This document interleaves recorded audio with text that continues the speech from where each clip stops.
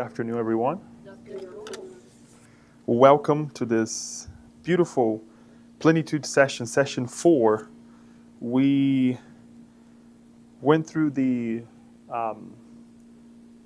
sessions that we were discussing 2 chapters at a time. So now we take a breather and discuss 1 chapter, right? And we think that it's going to be easy. Think again, because it comes from Joanna. So it's not going to be easier. It's as deep as it's as studious, if we can say that way, even if to say that the session or the chapter is that way, than as the other ones. As Kirsten said very well, this is a book for us to sit down and study, and read again and again, and then a couple of years from now read again. But it's always an enlightening day for me personally to come and share what we have gathered from this. Not that we are saying that you have to see what we'll discuss, the chapter that we'll discuss, the same way that I'm seeing, that I'm bringing to you. You will take your own takeaways. You will come to your own conclusions. But all that I can ask is that you read the book yourself. I always like to remind everyone that besides this beautiful, amazing version from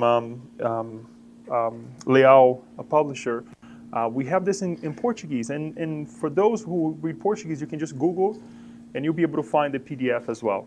The translation, I would say, is 99.9%. I'm not a translator, so I can't really point fingers what this, but it's when I go back to the Portuguese that there are certain things, having English as a second language speaker, is pretty well done. So let us take the opportunity to read and to really embrace what we have in front of us. So session 4, we would like to go back and just kind of recap a little bit on what we have seen with this book entitled Plenitude from Joanna de Angelis.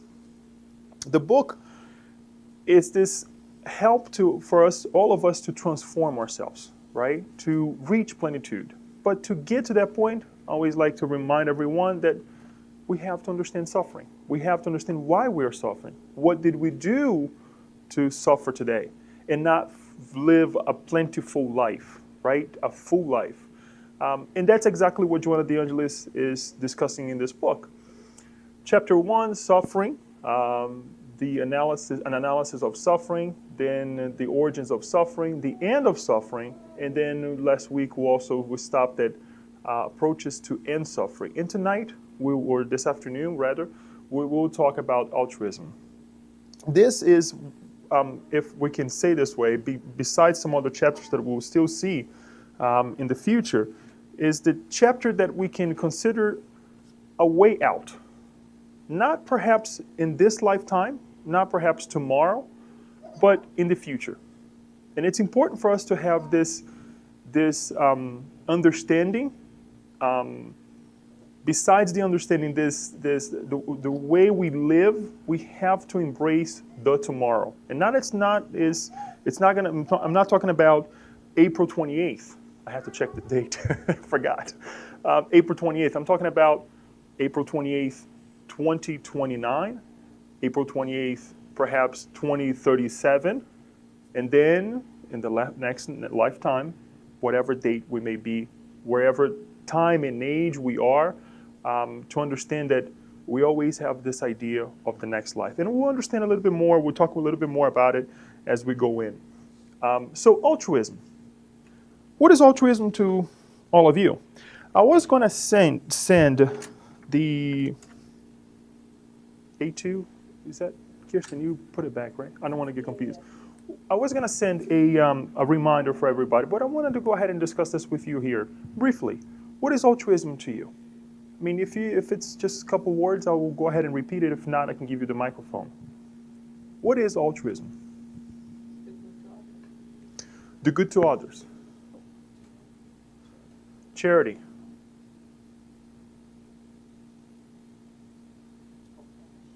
Compassion. Okay, good. What else?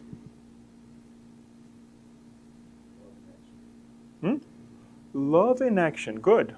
Okay. And I hope everyone who follows us through the web. and suffering of others. Okay, so we have all these ideas, right? And it's easy for us to connect with charity. And it's true. It's true. Now, what if I am being altruistic or if I'm being charitable, but it's costing me? It doesn't cost. No? What if I put myself at risk to help someone else? Is that altruism? Sacrifice. Okay. I like to bring these discussions, these questions, because it makes us think.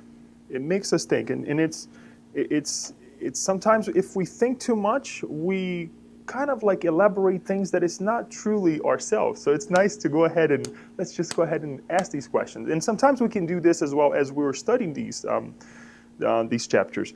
We can read the title and say, okay, what is altruism? Because I was asking the same question.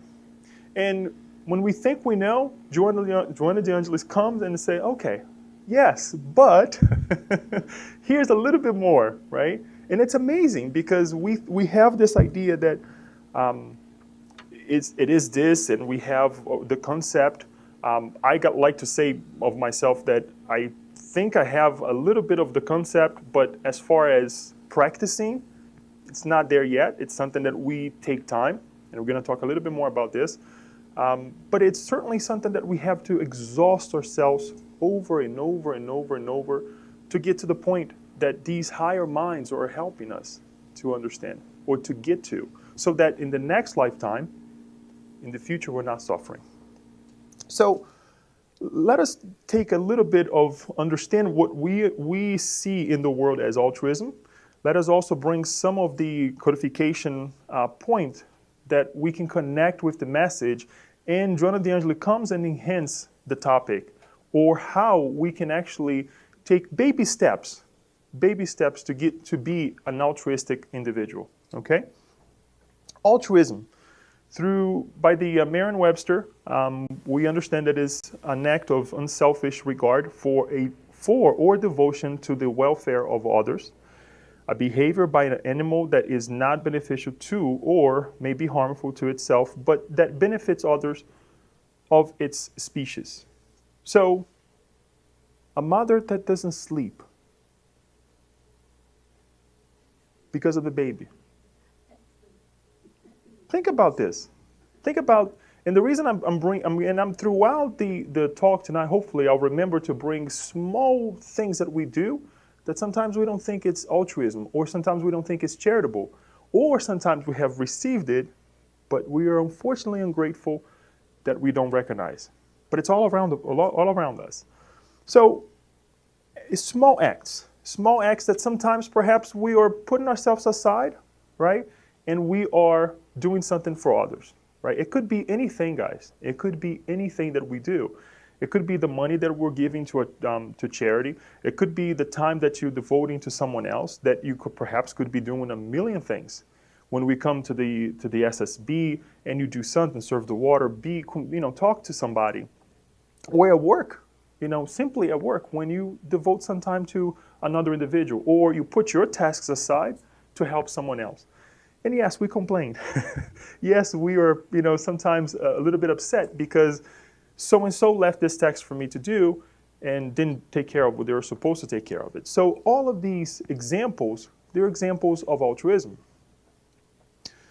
Joanna de Angelis comes and says, it's too small, sorry, and I'll read for you. And yes, we will cover quite a bit of this chapter because the chapter is a little bit long and we're going to break it down. So there'll be some reading as the other ones. Altruism is a living lesson in charity, a high expression of ennoble love that opens the door to action, without which it would be pointless. So the first part of this, living lesson in charity. When we look at charity as perhaps anybody who crosses your mind, we can bring Chico Xavier, we can bring others in science, we can bring others in whatever field we are attached or connected to. We'll always have people who relentlessly do things because of it, because they think it's the right thing to do without asking themselves, what is in for me, right? Yeah, they may have a drive that sometimes is it's not well understood, but they're doing it and they're doing selflessly, right? So it's this door that we are trying to open to be in that constant action of doing well, of doing better. Altruism is the very love taught by Jesus himself, the kind that practice selflessness to focus on the welfare of others, forgetting all wrongs in order to expand by means of aspirations related to progress, order, and happiness. I wanted to go ahead and bring this paragraph here because I think that anytime we hold this example of Jesus to the end or to connect, it doesn't do us much of a favor. I think we have to always have this high bar that Jesus is for us to compare and say, I want to get there. I want to get there. I want to be able to be so rational and so loving at the same time that I know that for me, this is not important right now, but it's more important for someone else. It's more important for someone else. And then at the end, we'll make a connection again with this, but with Paul. The antithesis of selfishness. It heals the wounds of the soul caused by it and fosters comprehensive health. So now we're talking about an antithesis or the antidote of selfishness. Where did selfishness start or begin within ourselves? Did I start being selfish just because my mother said, Leo, don't give anything to anybody? Or, because I have people around me that they don't appreciate things? Or where did it happen? Because there are a lot of people in the world nowadays and they are selfish, but people around them, they're always loving and caring, right? Or the opposite. Where did it happen? Previous lives. Many, many, many acts. And this is justifiable in certain ways where we're trying to protect ourselves. We come from an age where we're running from the animals, we're running from the other species in general, right? And try to protect ourselves, try to protect our clan. And we took this to another level where now it's all for me.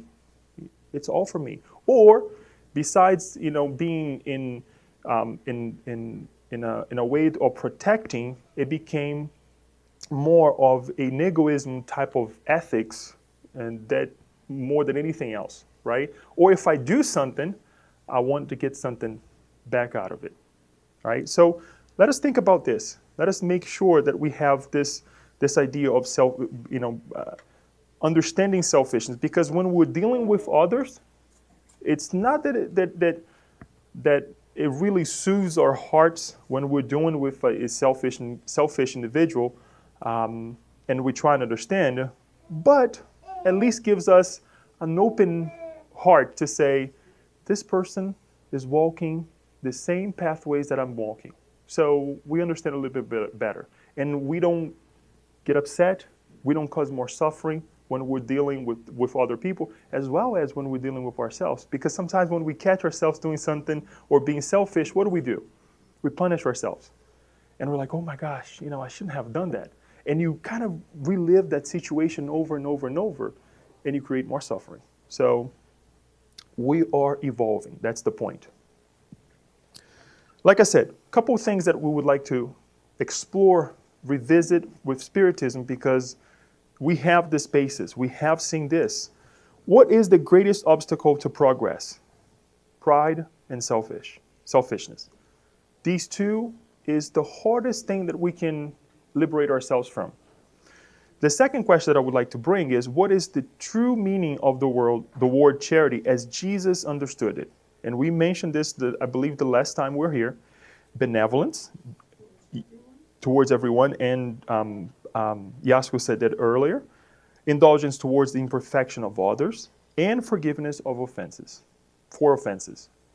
So let's just bring this basis. And this basis alone, how we're getting rid of this idea of selfishness and being more altruistic, being more charitable, being kind to people, to ourselves, is, here's the example.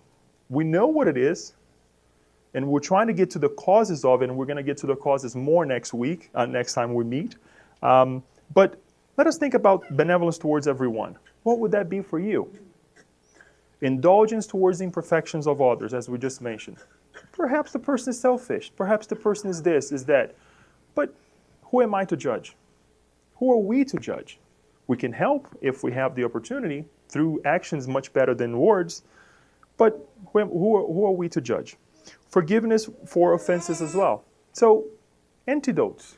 But this is in the codification. There is a passage that I would like to also share with you from the Gospel according to Spiritism. We're not going to read the whole thing, but this chapter is an amazing chapter. Without charity there is no salvation. That is the title of the chapter, and it talks about charity. It talks about how to do it, and it is also a manual for us to really get rid of this idea of pride and selfishness in our life. Charity and humility, that is the sole path to salvation. Selfishness and pride, that is the sole path to perdition. This principle is formulated in precise terms in these words: you shall love God with all your soul and your neighbor as yourself. All the law and the prophets are contained in these two commandments, because one cannot live without the other. I cannot say that I love God when I don't love my neighbor. If I understand that perhaps I am as equal as that individual created by God, therefore I cannot have any pride. If I think that I'm equal and I deserve the same thing as that other individual, therefore I cannot have any selfishness in my heart or even my mind. It's always nice to create the balance, right? As heart and mind in our lives, rational and the heart. So we're not really going one and the other, and then we have to reincarnate again to balance it out. So the idea here is that charity and humility. Be humble. Be charitable. A couple more things. What is the means for destroying selfishness? And we just saw with the Gospel according to Spiritism, of all human perfection, the most difficult to uproot is selfishness, because it is connected to the influence of matter from which human beings is still too close to their origin. Look at this. Cannot free themselves. Everything concurs to sustain its influence. Your laws, your social organizations, and your education. Selfishness will be weakened with the predominance of the moral life over the material life, and especially with the understanding that Spiritism gives you concerning your true future state, which is no longer distorted by allegorical fictions. It's in us. It's in everything that we do. Not Leo saying, not other reading that we find on social media. It's on the Spirit's book. The well-regarded Spirit's book that we study here, that we study at home. It's in everything that we do. So how do you change? Yes, it's hard. Yes, it's ingrained in us, right? As we just mentioned, it's just that evolving feeling or habits that we have from our past, from doing a million times. We always like to remind everyone that what is one of the laws that we have to follow? That is a natural law, the law of God, law of preservation, right? So it was okay then for us to live in a selfish world because we were trying to take care of ourselves. But now we're still trying to take care of ourselves, I understand, but on a different level. So that law of preservation that we study, we can't apply the same way that we applied 1,000 years ago. Or better yet, we cannot apply the same way that we just applied yesterday when we transgressed against ourselves and we transgressed against others as well. And I'm saying this, please don't think that I am perfect at this. I say we are the same because I'm still trying to learn as well and apply as much as I can. Joanna de Angelis comes and says, the impulses of the flesh, which seek to satisfy the instincts and the strongest, most primordial passions become the lights of human kindness and understanding with altruism. Look at the transformation. What we had as a passion in the past will become a feeling of happiness. Because if I know that it's making me happy, guess what? I want to go ahead and help others. One's neighbors are no longer objects to be used, but to be honored. All stimuli are directed towards helping them grow and triumph over false needs, developing their awakening virtues so that their spiritual nature may overcome the dominant animal nature. Really interesting that I came across earlier this month, and I mentioned, I believe the last time as well, was a couple reasons about from Immanuel Kant that it's related to its, and I even took note, the second version of the categorical imperative, where he explains that we should not treat people as means, but as ends. In other words, if I use somebody or a situation that is connected, obviously, with somebody, to get something at the end, I'm exploiting that individual. But as we try to ennoble ourselves, right? As we try to grow, and with altruism, we don't do that anymore. We stop saying, okay, yes, I have a product, and this person will be the way for me to go ahead and make money, or to get to this means, or to get to that. Because I see that individual in itself is an entity, is a brother, a sister, as I am as well. Or we can just reverse and say, what if I was being exploited or used as a tool to get something? It makes us think. This is the transformation that Joanna de Angelis is trying to bring to us. Now, here is the catch, that we think that this is something that we have to do overnight, that we have to be altruistic out of no time. Joanna de Angelis brings us a kind of like tools that we can utilize in our day-to-day lives for us to become altruistic. Or, if you don't believe that you're an altruistic person, this will probably prove you wrong. Because I'm quite sure that some of you have some of these elements in you that you're already doing in small tokens, small ways here and there, but you're doing. You're doing it. She says that existence of altruism is revealed by various sentiments of moral greatness, which gives dignity to life. And she breaks down, in a way she kind of goes back and forth with a couple of them, in the following: generosity or benevolence, serenity, patience, courage, effort, concentration, and focus. And that's what we're going to study. That if you want to become an altruistic individual, these are the steps that you can choose just one. Choose just one right now. You can choose one. And then later on, as we discuss, and say, okay, I was doing that, but I can add a little bit of what Joanna de Angelis is bringing to me, right? And then perhaps a couple years from now, as you read the book, okay, now I'm going to work on effort. I need to put a little bit more effort in my life. And then, or whatever you want to do.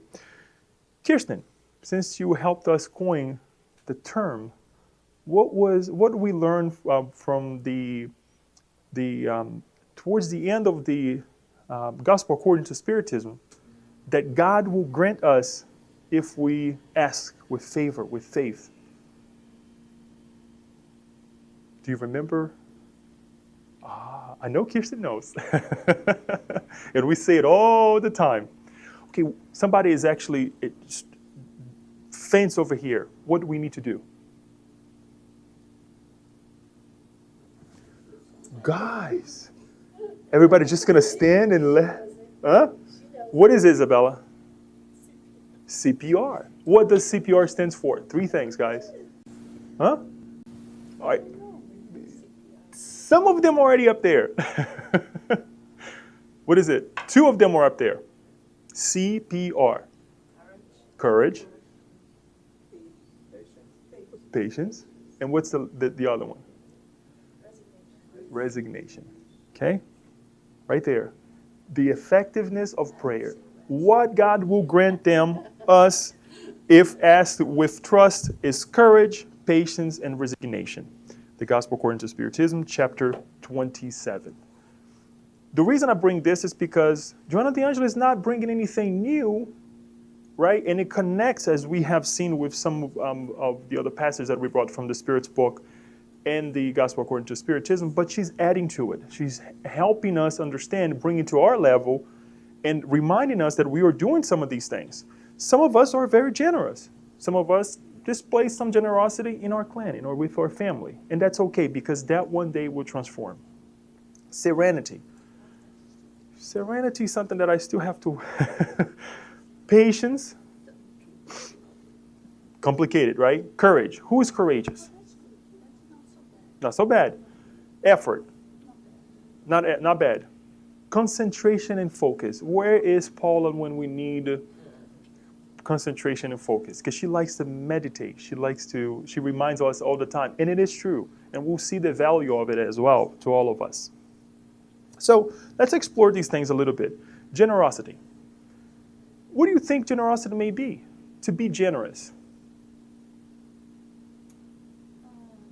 Okay, quick. What comes to mind when we think of generosity? Don't elaborate too much. Not judge. Huh? Giving. Not judge. Not judging too much. Okay. To be generous. All right. Do good. Okay.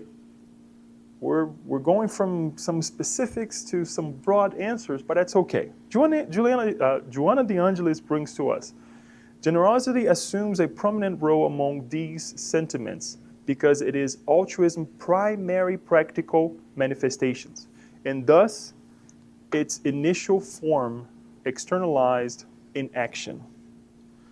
It is customary to say that those who do not open their hands keep their heart closed. This is true, for generosity begins as materialized sentiment that loves and desires to be of assistance.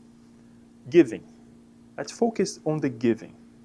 As she's saying over here, it starts with the action of giving. If you have it, multiply it. Did you see that I just said multiply it, not if you have it, give it, multiply it. Because this is important as well, because many of us may think, okay, I'm going to give to people, they will not learn how to attain for themselves. That's an excuse, by the way. And sometimes it is true, because we see people take advantage of other people all the time. But multiply it. See if the person have the means to, in fact, receive and multiply it by giving it to somebody else. Kirsten was reading a passage of the Gospel according to Spiritism about riches. Isn't it true if I were to say right now to you that each one of us tomorrow, when you check your checking account, you will have $10 million in your checking account? Now, without judging, we know what we would be doing. But quickly, think of what Leah would be doing with that $10 million. What the next two, we're talking about altruism, guys. Give it to us, Yasko. Think about our desires, our hidden desires, right, inside of us. And now think that everybody here have something in mind that they would love to do. Perhaps with family members, perhaps they would give to, share with others.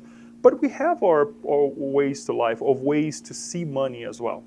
So we have to make sure that we change this idea of multiplying. When we say give, think about multiplying, the multiplication of values, right? The law of reproduction is not necessarily to reproduce or to have kids, but really to reproduce what we have, the means that we have in our hands, right? Opening one's hand is the gestures of letting the generous flow of giving pour forth from the heart to the outside world in order to manifest the grand forms of self-denial in the future. Therefore, generosity gives things, objects, utensils, food, clothing, shelter, and etc. At first, and and then offers sentiments, honing the art of serving to the point of selfless dedication. We give because it's the right thing to do. We give because it's a way to ennoble life. We have a really interesting, it just came to mind, we have a really interesting holiday that is in the US, is not well cherished or followed, but it's King's Day, right? And in Europe and perhaps other countries in other parts of the world, it's, they really celebrate, the idea of giving, right? And I believe it's the 6th of January, I think, that everybody gives gifts, they give gifts to kids and all. It's really interesting because it's this idea of giving, right? When a child is born, when somebody attains something, there is a struggle to get somewhere, and we see that a person really puts the effort to conquer that, whatever they're trying to follow. So it's something nice that we can start thinking, and if it is hard to be generous in the less materialistic sense, let us utilize what we have in abundance and just give out. When Jesus was on the cross, suffering from human ingratitude, he even assisted the thief who pleaded for his help, generously promising him the kingdom of heaven, which began to take hold in the thief's mind and heart from that moment on. This is the ultimate goal. When somebody is next to you that we believe that person has no way out, right? And we're thinking, no, this person is also a son or a daughter of God. Let us praise, or let's ask God that individual as well as myself, not in an egotistic way, that we are saved. And this is Jesus as an example, because Jesus was able to see that individual was able to recognize his or her mistake and say, okay, now I need to change. That doesn't mean that perhaps that individual did not have to reincarnate or went to heaven, because we also understand that we have to make sure that we learn, and the way to learn is through reincarnation. But for sure, the place in heaven was already reserved for that individual, as it is for us. Next one, serenity. This is a little bit short, but serenity. We study generosity. How can we be altruistic, not being generous? And we're going to ask this question as we progress. Now, I'm going to ask this question now. How can you be altruistic if we're not serene? What is to be serene in terms of altruism? What do you guys think? Not to raise hell when already is a problem. Not to, Raise turmoil. Raise turmoil. Raise. Okay. We have a problem. Okay. Why do we raise turmoil? Why do we get upset? Because we forget to trust God. We forget to trust God. Huh? We're imperfect. Okay, but Kirsten? We're conflicted. Where the conflict lies inside of us, but why we have that conflict? I'll give an example. If I see Chris throwing paper on the ground,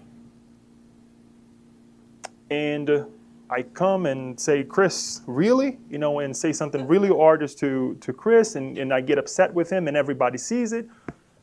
The conflict, right? I still have that inside of me.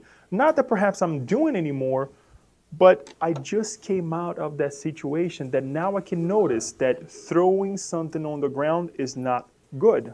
And I think that I am, above everything, above the law of throwing papers on the ground, that I can come and really say something harsh to him. The conflict. So it happens because we have inside of us.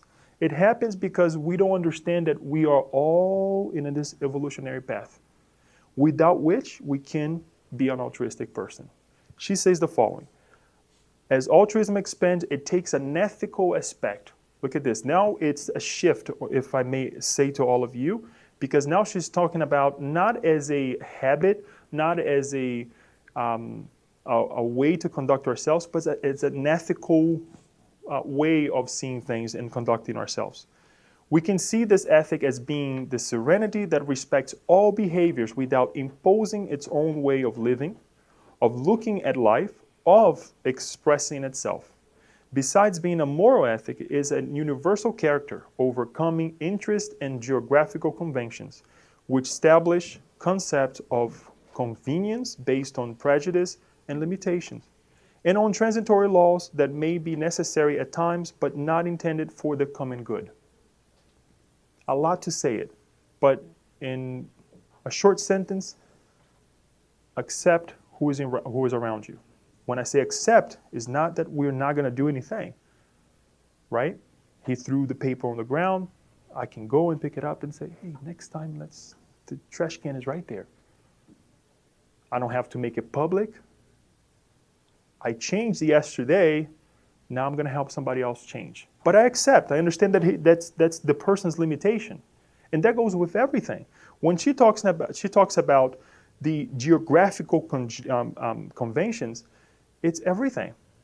Who am I to judge what's happening in another country, in another culture, when I don't even know how to accept my own culture here? The conflicts that we have as a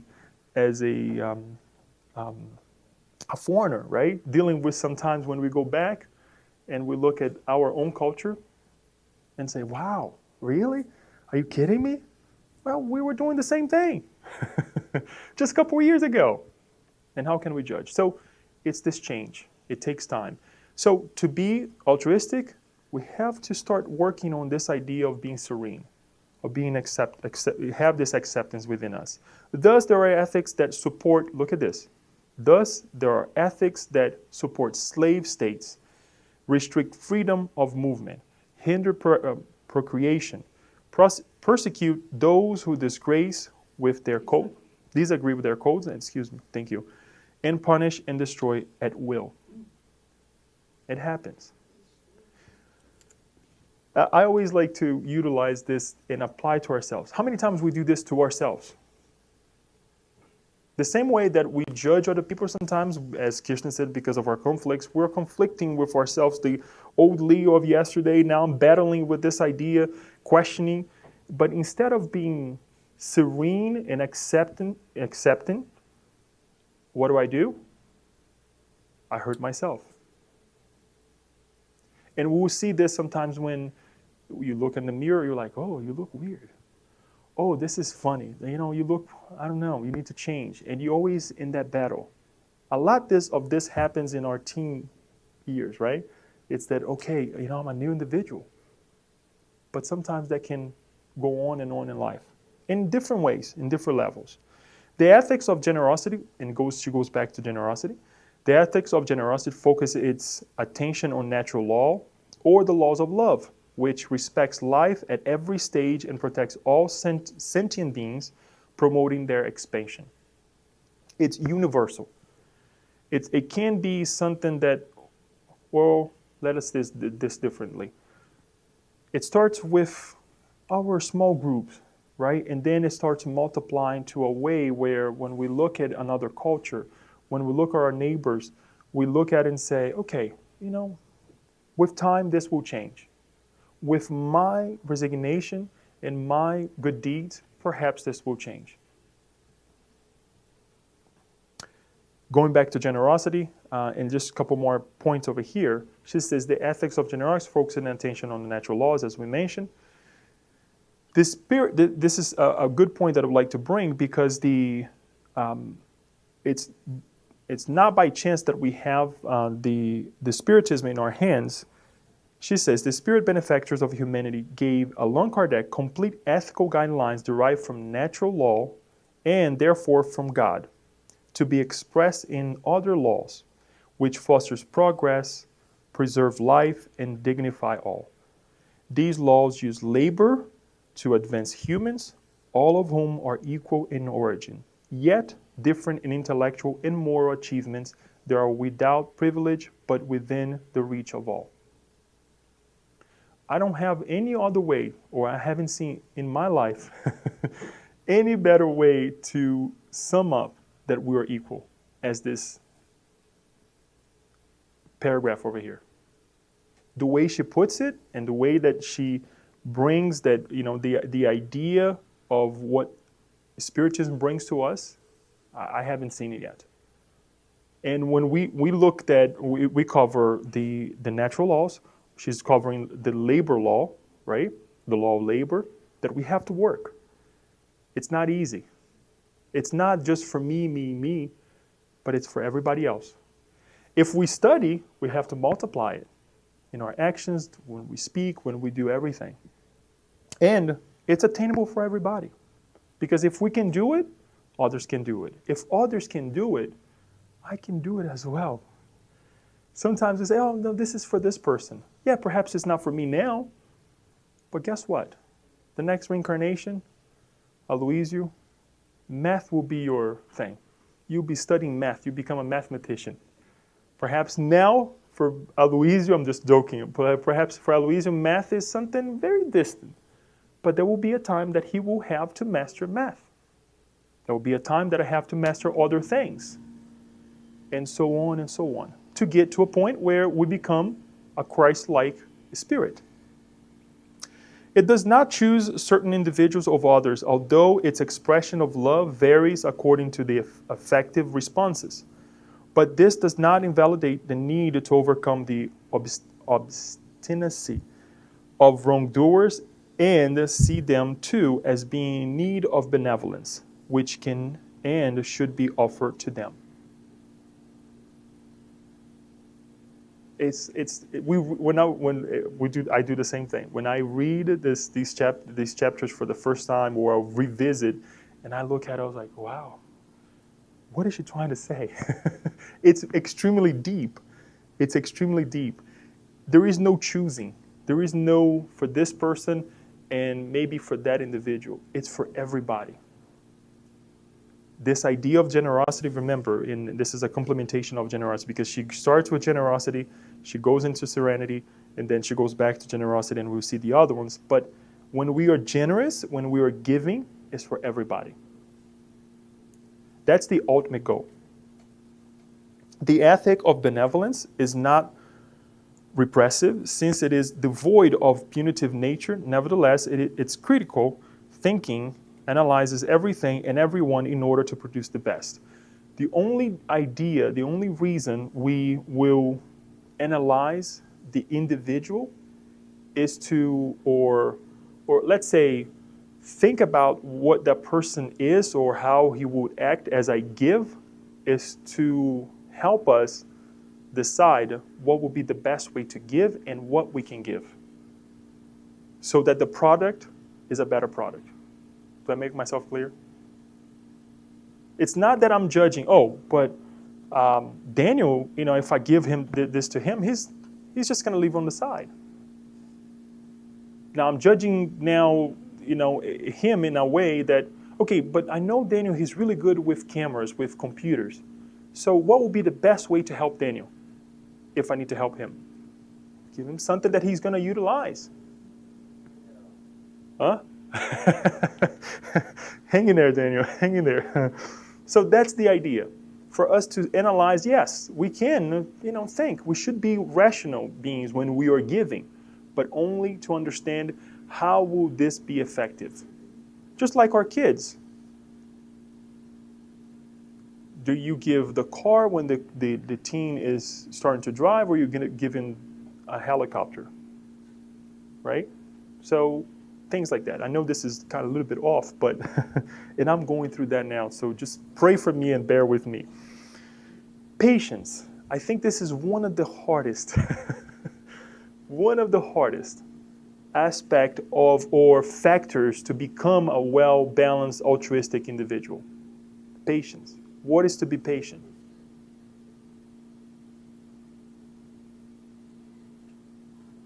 It's to give time for the others to reach a point that you wish. When we don't give time, So to give time to others to reach a point. that we wish. But wouldn't that be serenity? Or it's part of it? You need time. You need to give time. And Okay. God gives time to every one of us. The whole time. So We don't God- give. We don't give. God gives time for each one of us. We don't give In time. our Right. time. Mhm. In our pace. Okay. So we So, don't give. So we don't have patience. you already. I was going to ask you another question, but you already answered. We don't have patience. We don't give time to others. Good. Thank you. Anybody else? Chris. More understanding. Okay. Tolerance. Okay. Kirsten, did you? I was going to say something similar to what Yasko had said. It's being able to understand the other person, or understand the circumstance, or understand yourself and what you're going through. And Too long. Sorry.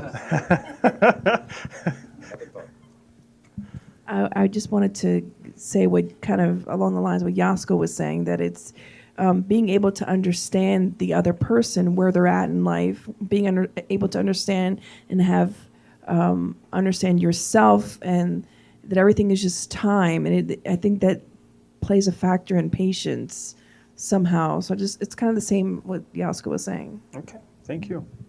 How many hours do we have in a day? How are you using those 24 hours?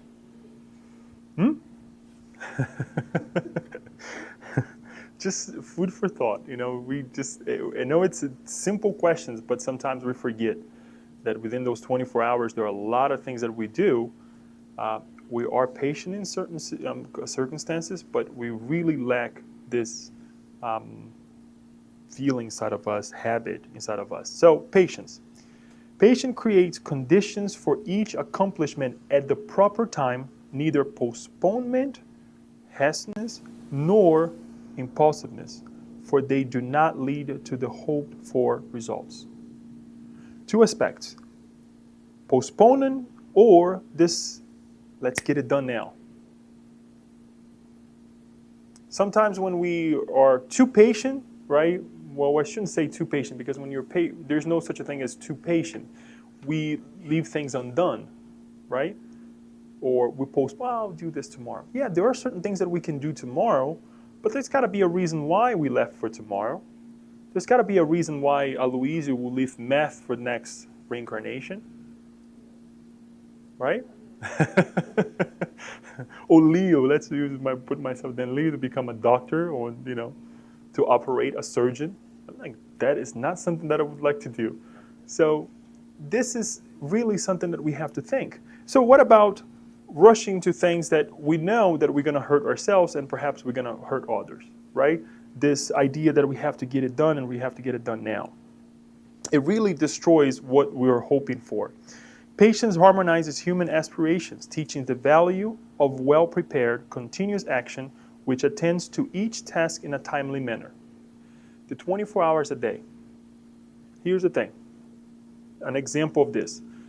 We leave work physically, but not mentally and spiritually. We take it home. Or we go to work, but we don't leave the house. We bring the house problems with us. Where is our time management on this? There's a time for everything. This is time for me to think about this. This is why sometimes many of us we are really anxious to get things done, or we go on with our days thinking that we have an event coming up on this coming Saturday in New Jersey. Beautiful. But the time will come that I will be at that event. I don't have to worry about that event right now. I don't have to worry about what's going to happen tomorrow, or the meetings that I will schedule my time, that I will have that moment. Perhaps I'll think about it, I'll prepare, right? But time for everything. Kirsten. Can I make a comment? Yes. You raised your hand. It seems to me that patience is something that, as a prerequisite, we would require a lot of self-reflection, because you have to be able to reflect on your current situation, whether or not it's the proper time or not. and and everything surrounding it. You have to be able to self-reflect and be in tune with yourself. Very well said. We will see this a little bit at the end when we talk about concentration and focus. This is exactly what Joanna de Angelis says, that these factors or these ideas, they work together. One will depend on the other and one will bring the other. And we have been doing this now because when we ask about patience, we saw some serenity aspects or ideas, right, connecting with that. So one thing brings the other. So thank you, Kirsten, for your comment. It is true. It is something that we have to stop and think.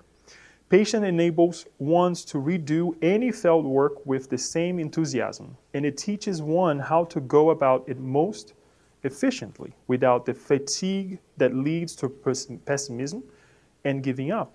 It knows that what cannot be done today can be done later if one perseveres.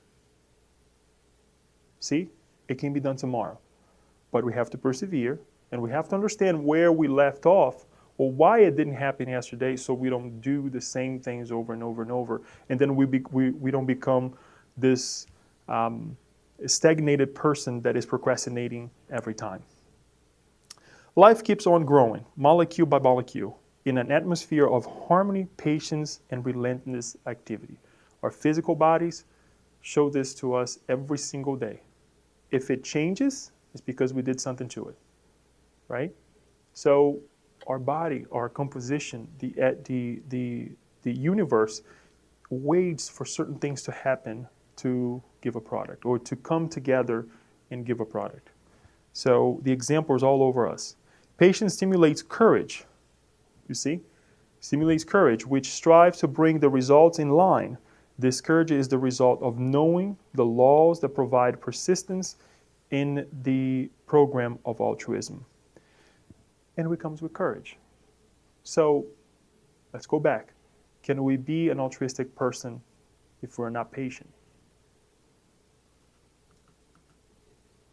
Some level.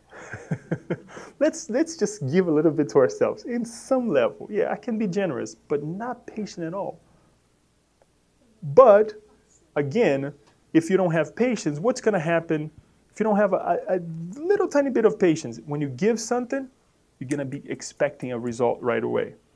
So it's there, but so we have to really work at it. But as Joanna de Angelis says, to be courageous. What is to courage in relation to altruism or to be an altruistic person? To go beyond our comfort zone to help someone. Okay, go beyond our comfortable zone, right? Help, yeah. To help. Good, very good. What else? We establish boundaries for one another and for ourselves. Remember, our laws, our educational system, we have boundaries. We tell ourselves what is right and what is wrong. And we live and we multiply and we relive the same ideals with one another. Sometimes we make it worse. Sometimes we read something positive and we are, oh gosh, we diminish the positiveness or whatever, or even you go into a nice place and all that you see is negativity around you. Going beyond, as Yasko is saying, is one of the ways for us to break these rituals, to break the cultural aspects of our lives that we say, this is supposed to be this way or that way. It connects with the idea of serenity as well, because when we have the limitations in front of us, we're able to say, no, I'm going to be courageous to go ahead and break that brick, to break that wall. And that's one of the things that we really have to strive for. Courage is a moral quality for facing the struggle and persevering in it, never giving up on it for any reason. Ongoing effort allows the continuation of the action, which accomplishes the set program. The eradication of the causes of suffering is only possible through the effort one commits to that task. Without such effort, it fails, delaying the eradication. The book is about the end of suffering, to be plentiful, to live a plentiful life. And when we're doing so, we're also helping others to be plentiful, to find the same end. Well-directed effort characterizes the degree of an individual's evolution. More prevalent in some than others, it sets them apart, attesting to their achievements while enabling them to see how much is yet to be done. Think of how sometimes we look at individuals and we say, oh, this person can get this done. Why can that person get it done and I cannot? Or other individuals cannot get things done, right? Their courage sets them apart. It's what set most of us apart on how we get things done. And that goes back to the serenity, the patience, right? To wait and not to be disastrous with our actions, as well as to continue on and say, no, I'm going to get this done. Thus, seriously persisting, to acquire altruism by engaging in activities that must be completed step by step is a sure means of freeing oneself from suffering. To finalize, hence, people's character is measured by their effort to grow and improve in order to face the reactions that their ideals and undertakings cause. Be courage.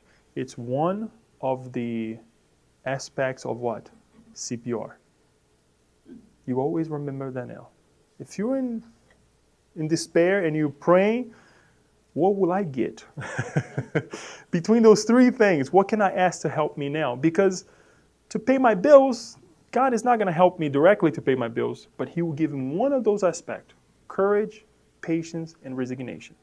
And what aspect of my prayer, of those three elements, I can ask, or what one of those three elements will help me pay my bills? I'm giving you a mundane example, but it's for us to really remember what God will grant us. What God will grant us. Kirsten. Just as an added thing, there's a really, since Paula's not here, in the spirit of Paula, there's a really great book by Dr. Brené Brown. Okay, too long. There's a really great book, and this is in honor of Paula since she's not here. There's a really great book by Dr. Brené Brown, and it's called Daring Greatly, and it talks a lot about being courageous and the level of vulnerability it takes for us to be truly courageous. And I have a quote, but I'll read it later. Okay, hold that quote. Thank you. But it's not easy when you have to be the one in the room where everybody's quiet to raise your hand, right? To speak up, or to break the status quo, the bullying, right? What everybody thinks it's okay, and you say, no, this is not okay. No, everybody's thinking this way because you have a hidden agenda. A very interesting movie that I watched some time ago, and I'm referring to the first one, which I think it came out in the 60s. It's called 12 Angry Men. And it's a group of 12 individuals, Judy, deciding on a case. I'm not going to tell you the whole movie, but everybody started thinking guilty, guilty, guilty, guilty, guilty, guilty. And one of them said, wait a minute, why do you think that way? And one by one, this one person started changing the way they saw the case. And at the end, they're all said not guilty. Amazing. Amazing. I'll try to find. Huh? Well, but you have to watch it, and it's nice that you know it's going to happen from the beginning. You know it's going to happen, but you have to understand the process that he uses, and the process that the bias that each of the. Huh? I think so. Yes, I think so. I don't remember the names, but it's an amazing movie because you see the biases that we have, and it takes a lot of courage for one person in the room with all the elements. And pay attention to elements that you watch. I'll try to send it to all of you. Pay attention to the elements because you'll be like, wow, I never thought about this. I never thought that also influences me a whole lot. And this takes us to another level for us to understand this.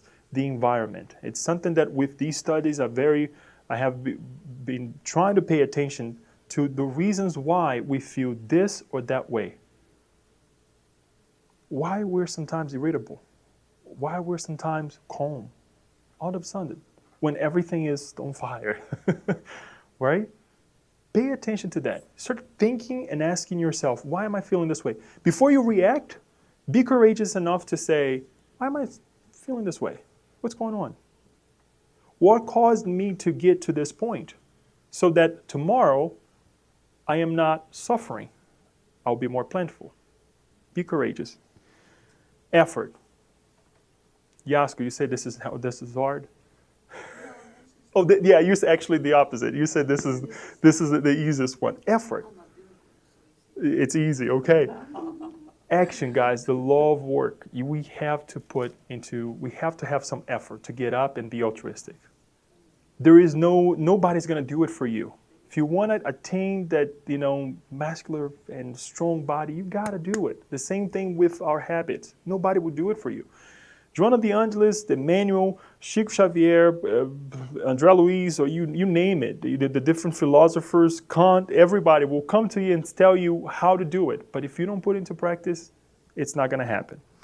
Effort encourages the development of dormant inner resources. Dormant inner resources. Because if you think that you don't have, you do have. People grow as they accomplish something. The proper channeling of their efforts has a boosting effect for the pull towards degrading practice, which break down one's moral resistance, is also a compelling force which should be aimed at higher realizations. I don't know if we're going to discuss here, but I want to discuss something that she also brings in this part of effort, is that sometimes we think that when we suddenly start something that is going to be too hard. Guess what? You're setting yourself for failure. And sometimes we feel that this way. It's okay. It's okay for us to start something and say, oh, what have I got myself into? Don't tell anybody. I feel sometimes when I study this book. Or when I study Taught in Life.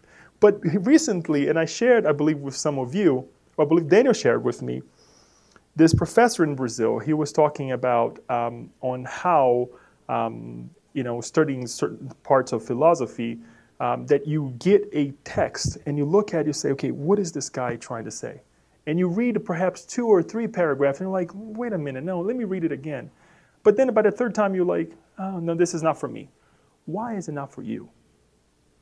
And he goes on in a very, let's say, mundane way to say it, that if somebody brings you a text, all that you have to do is read and try and understand.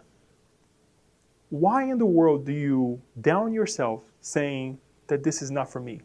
If that person created something and he wishes people to read and understand as well, that's all you have to do. So Joanna de Angelis brings you something, go and read it 3,000 times. That one paragraph, but until you get it. Don't let that destroy you and say, oh, this is not for me. Because guess what? If you postpone now and don't put the effort, you will have to revisit tomorrow. Because to be a Christ-like individual, you have to revisit. You have to master it. So when we go back to the different philosophers, the mathematicians, since we're talking about math, right? And the different sciences of the world, it's something from God that we have developed. God gave us the intelligence for us to develop. And we are challenged and we put our efforts into it, guess what? We are also able to understand. So I do that many, many times. There is something that I do very interesting that I discover myself, and for you may be kind of hard. If I read it and I don't understand, what I do, I have a way on my computer to go ahead and highlight it, and I listen to it as I'm reading.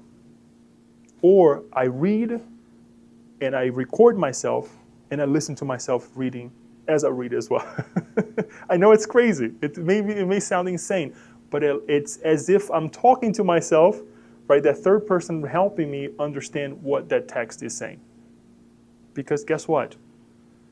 It's going to happen one way or the other. And I'm not going to say that at times I look at it and say, this is tough. But I'll go back to it tomorrow, because right now it's kind of hard. But we have to do it. We have to put some effort. Altruism cannot manifest without effort, since there seems to be a conspiracy on the part of selfishness to prevent it from taking hold of emotions. What is she trying to say here? When we are altruistic, and we are still a little, that little pride inside of us, little selfish inside of us is still eating our brains, what we do, we expect something back, right? That we give something and you see the person trashing all the work that you put forth. Oh, Leo told me to be altruistic, but I did with this person, but the person really didn't care. And what we do? Next time we have to be altruistic again, we use that as a parameter. We use that as a guideline to say, no, I'm not going to do this again. And then the selfishness comes up again. And then you relive the whole thing again, right? Until we get sick, and then we're rescued with the altruistic actions of others, and then we open up. So if we do, and people don't realize that you're doing it, it's okay. We know that we did what we were supposed to do, and as much as we could do. Just a parallel with the Gospel according to Spiritism, in order to practice the good, the action of the will is always necessary, whereas in order not to practice evil, idleness and negligence are often enough. This is again from chapter 15, talking about being charity as the salvation, utilizing charity to be saved. That we have the Apostle Paul reminding us that we have to do something. We have to act. There's got to be an action. That's why in Spiritism we learn that charity is love in action. It's not something that sits on the shelf. It's not something that we know in the back of our mind saying, okay, it should be charitable. It's not the charity of just giving money or giving food, but being charitable in every place, in every situation that you can be. Right?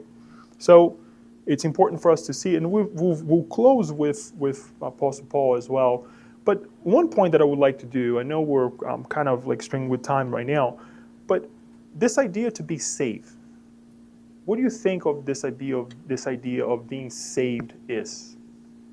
Saved from what?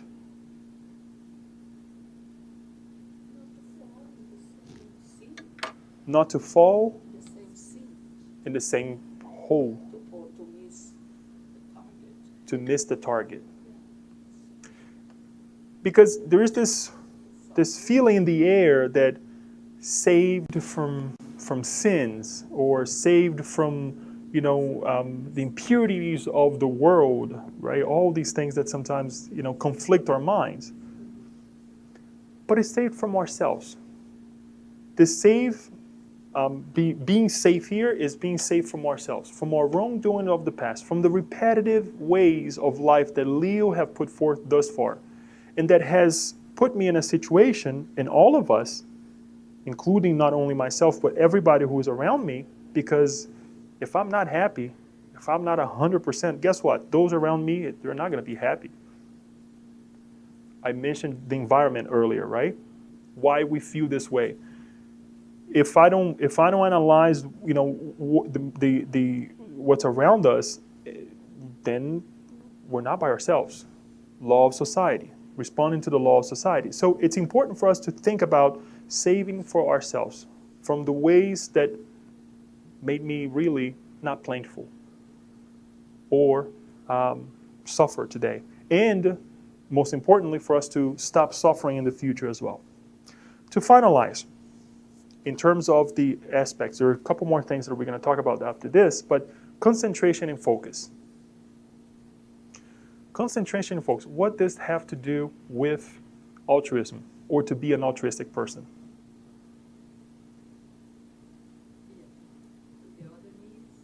Be attentive to the other needs. Okay. What else?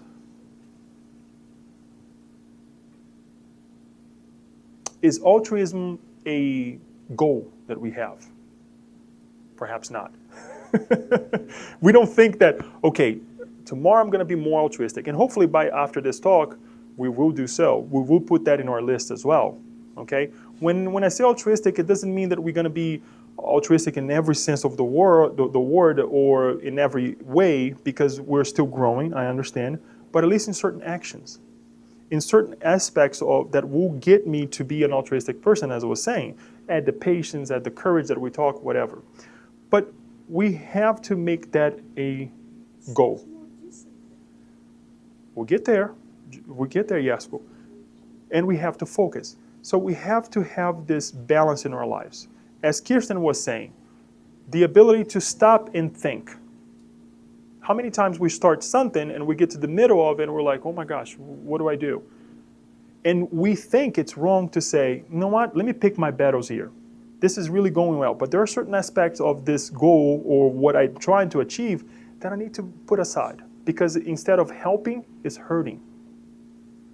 To get a degree, to get a new job, or to work for a material gain, or something that you need or that your family need, there are certain things that perhaps may not be working. We think that working too much will make us rich. Well, a lot of people say that if you work too much, you don't have time to get rich. But just again, another mundane way and a joke for us to think that you really have to strategize yourself, because guess what? Your energy also is important. So if you're working too much, chances are you're not going to get to that point that you're going to be rich. This is exactly what Joanna de Angelis is saying, to concentrate, to stop, to think, to meditate, right? Another essential key to altruism is focus on it, otherwise the mind strays, opening cracks for pessimistic, discouraging ideas to enter. Focusing the mind on an altruistic action allows for the establishing of an effective plan for deciding on techniques and gathering resources to carry it out. What do I have with me that will help me attain this goal faster? What is around us? If I look in the room right now, knowing you a little bit, I can point out some of the characteristics that perhaps will help us do an event, a spiritist event. I know some of you would like to do A, B, C, and we're going to say, okay, no, I'm going to go ahead and utilize this person. When I say utilize, it's not to get any gains, but to really help a greater good to receive what or to achieve what we're trying to work on. Think of being the CEO of everything that is around you, not only the people, but your own resources as well. You're not going to let that sit. And you can only do this with this focus, with this concentration, by stopping, saying, this is what I want, this is what I need, and this is how I'm going to accomplish. Focus expands individuals' horizons while strengthening them inwardly by providing for the exchange of higher energies that vitalize them, renewing their energies when depleted, especially during an altruistic endeavor, because it takes energy. It takes energy to be generous. It takes energy to be patient. It takes energy to be serene when others are yelling at you and you just keep calm. Right? Sometimes you are in an argument, after you leave, guess what? You're tired afterwards. Some people, they get hungry. Some people, they get lightheaded. It happens, right? So it takes energy.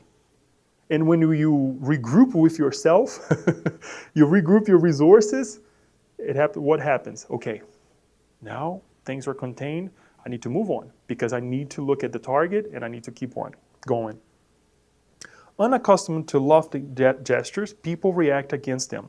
They become aggressive and ungrateful and acknowledge the positive results only later. This attitude quite often discourages selfless, unprepared individuals who retreat or give up because they did not seek the support of medication, and consequently let themselves be poisoned by such toxicity. The same way that we just mentioned, that people will not appreciate what you're doing. And this is the time to say, okay, yeah, I did what I could. It was harsh or it was hard. It took a lot of my energy to get this done, but the person didn't appreciate. But I'm going to move on because my target is A or B or C.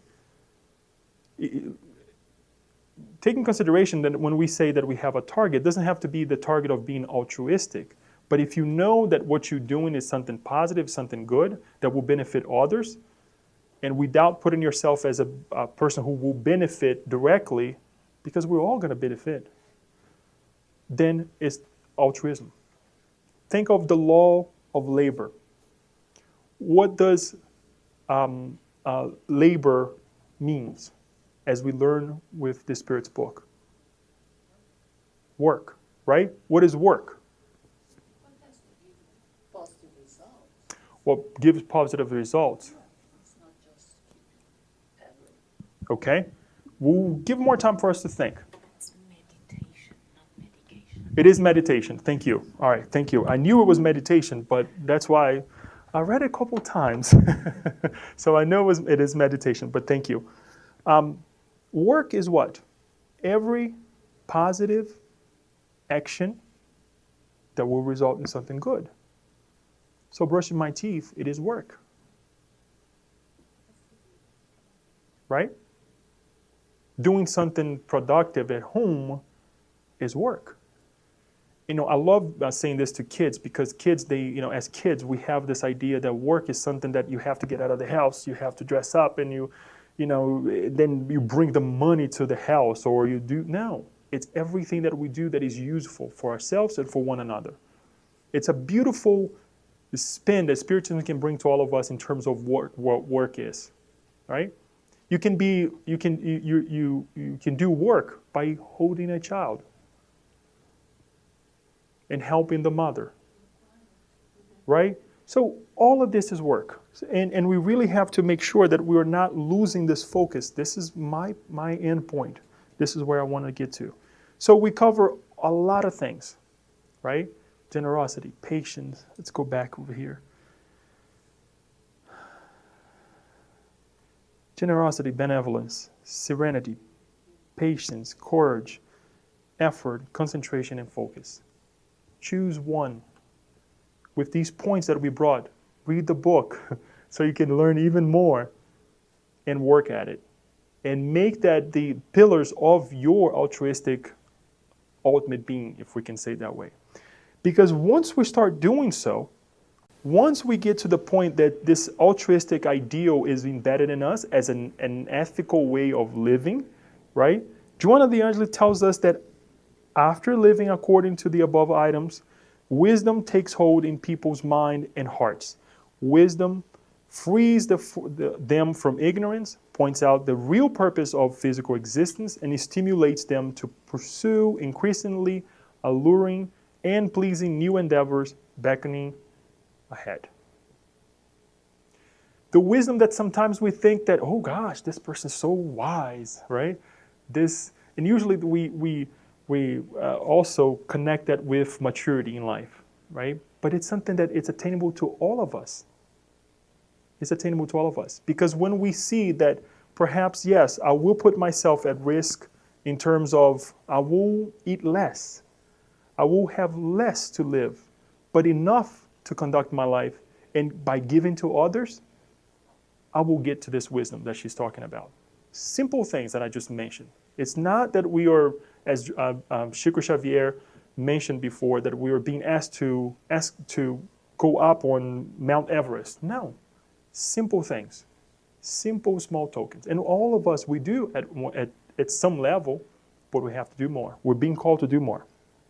Wisdom renders love prudent, and it makes it a benevolent, giving, altruistic sentiment, and keeps it from degrading into sentimentality, which hides the schemes of the sickly ego. At the same time, wisdom provides the intellect the peaceable perception that reason must join forces with the humane, serene, and kindly sentiment, because that is what persuades people. The more we do, the more we gather in terms of knowledge, understanding, as well as of other people doing. At the end, it's going to benefit us. Now, we don't want to be an altruistic, which is also a point studied by ethics in general ethics, that is asking for something back. Because a lot of people, they're altruistic, and there is such a thing. I think it's called reverse, forgive if I'm wrong with this, I believe it's called reverse altruistic individual, where you're doing something, it's a good cause, but you also want to gain something from it. It works at the end, but there's a hidden agenda. For example, a company that says that, okay, when you buy my product, I'll give one of my products to the needy. It's beautiful. There's nothing wrong with that, but there is a gain, right? And a lot of people, when we're not saying that this is how they're thinking, but behind there is also a gain, right?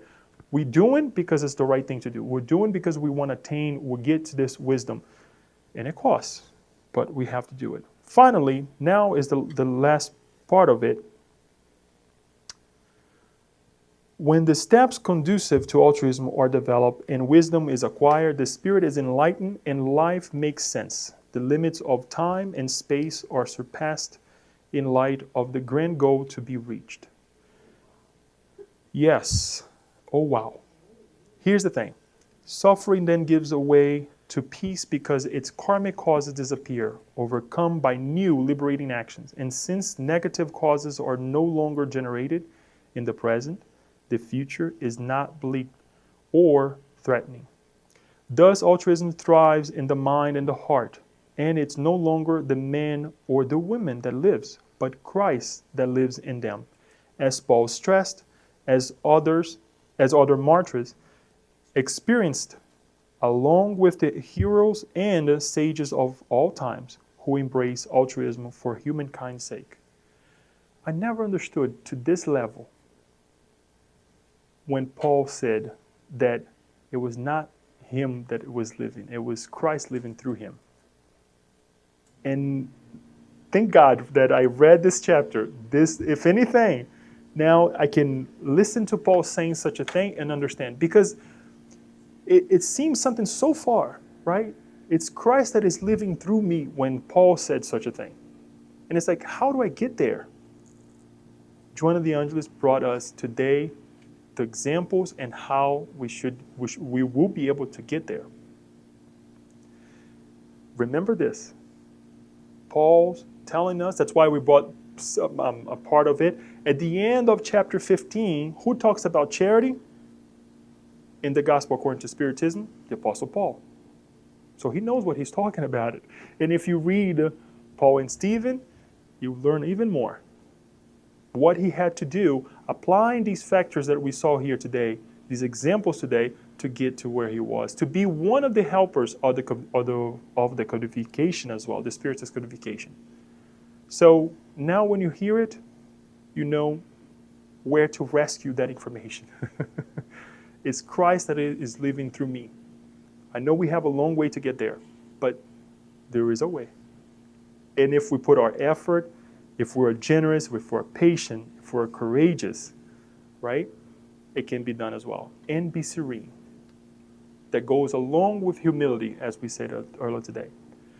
I stop talking right now, and I would like to hear from you about 5 more minutes or so we can go to the second part of this evening now.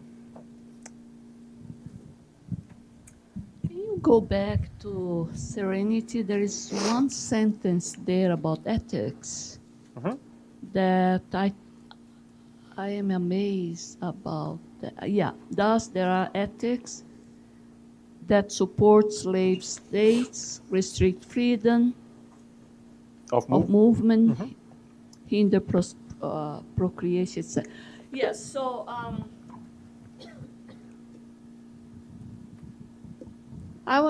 in our days, we think, well, we don't slave anymore. I don't suffer with this unethical action. I don't restrict freedom, people.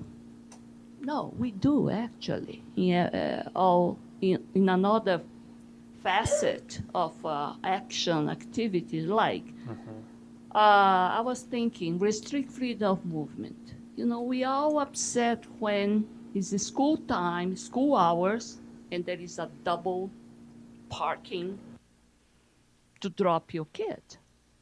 in a dangerous situation when you may have other ways to drop your kid. In Brazil, it happens a lot. There's a Right. lot of complaint about this. So this, I thought what I would classify as education. Oh, that country, that people are more educated than us. But then she brings us altruism, not to upset the freedom of others with this little, almost illegal action of parking, double parking in the street. You know, I'm not being altruistic. It's not just a matter of education. So that's interesting. Slave states, when I don't help my coworker, when I could free that person from little ignorance, little unknowing, not she knows so she can perform better or he can perform better. I am being altruistic. That I think is fantastic that she brings that. Of course, the procreation still happens in some countries, you know, and also these geographic customs that we were talking the last study on Thursday. You know, I think we have all to pay attention how much we want to follow those social rules in detriment of being nicer or being more altruistic to the whole larger population. Oh, Right. but I cannot break this rule because my grandparents did the same way. So I think we have to have now the courage to break those Right. because it's unethical. Real quick in terms of culture, I remember it wasn't culture, it was culture. It was culture. Well, we can use culture that I think it's applicable. The social, the traditions that Haroldo Druta one time, actually, when he was here, he mentioned that it was very, very interesting.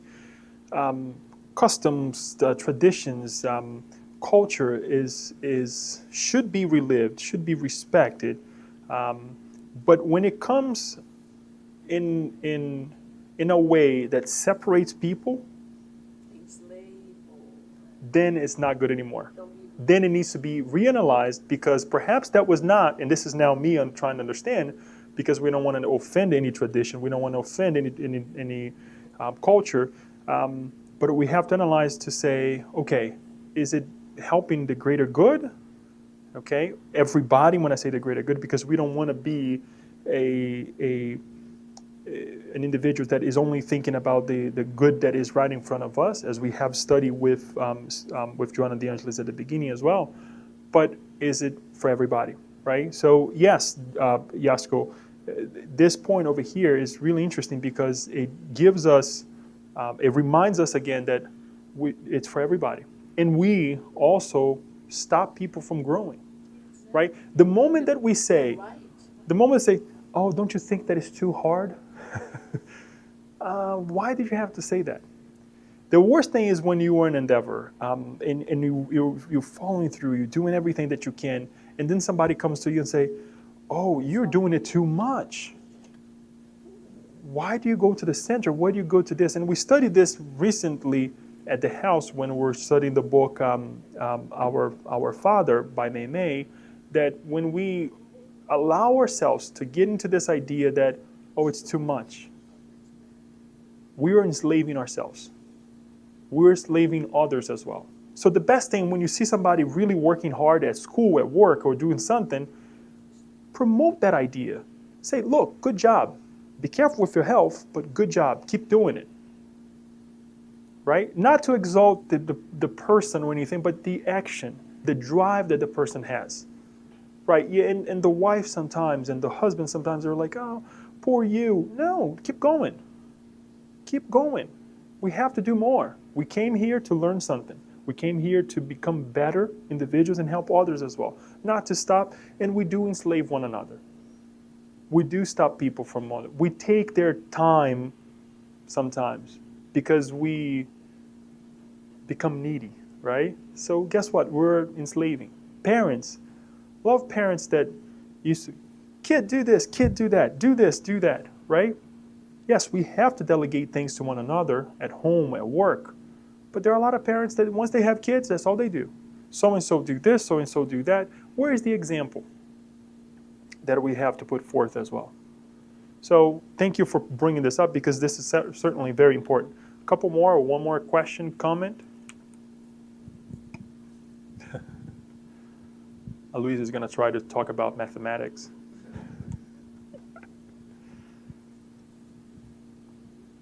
Good. We're thinking. That's a good thing. Next time, we will be visiting another extremely important chapter, the causes of suffering.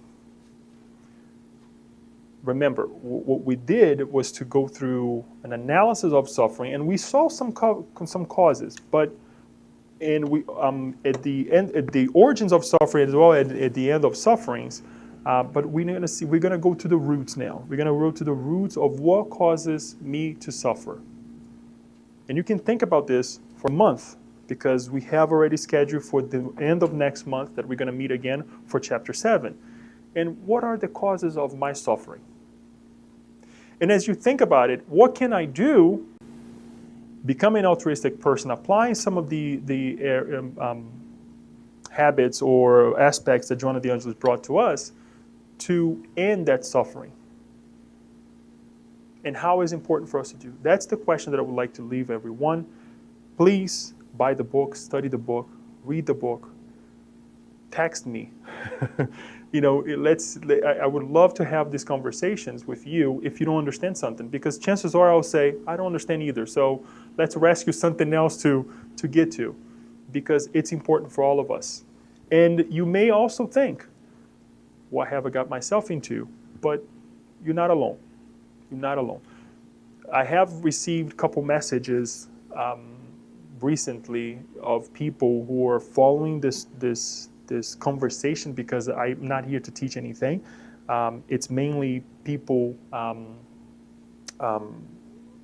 who I'm mainly here to help and understand more, or perhaps embrace the idea that we need to read this, we need to touch on this. That is being very, very, very helpful, very enlightening to have a group of people studying and living this message. Kirsten, thank you for the reminder. Please read that quote.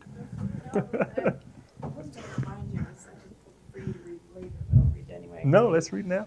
This is just in reference to being courageous. And I think that in order to be altruistic, and really you have to be courageous enough to face who you are as a person, because you have to face yourself and do that self-reflection and self-evaluation.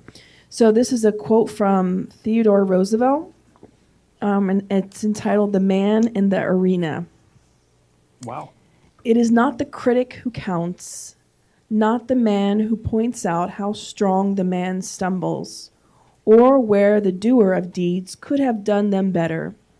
The credit belongs to the man who's actually in the arena, whose face is marred by dust and sweat and blood, who strives valiantly, who errs, who comes short again and again, who spends himself in a worthy cause, who at the best knows in the end the triumph of high achievement, and who at the worst, if he fails, at least he fails while daring greatly, so that his place shall never be with those cold and timid souls who never know victory nor defeat.